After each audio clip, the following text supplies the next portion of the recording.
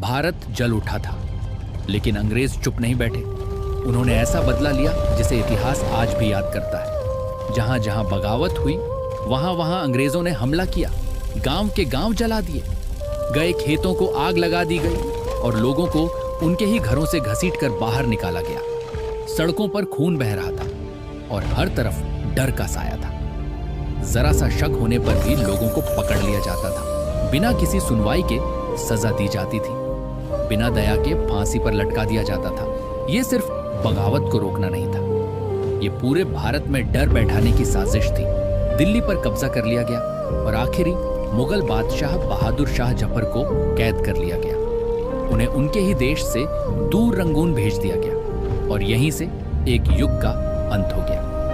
1857 की बगावत भले ही दबा दी गई, लेकिन इसने अंग्रेजों को हिलाकर रख दिया था।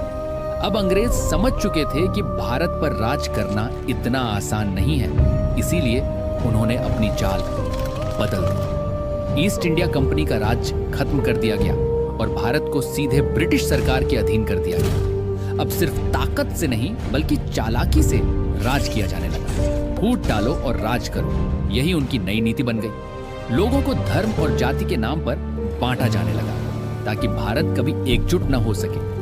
लेकिन अंग्रेज ये नहीं जानते थे कि ये आग अब बुझने वाली नहीं थी। ये चिंगारी धीरे धीरे फिर भड़केगी और एक दिन पूरे साम्राज्य को जलाकर राख कर देगी। अगला भाग बताएगा कैसे अंग्रेजों ने भारत को आपस में बांटकर अपने राज्य को और मजबूत किया।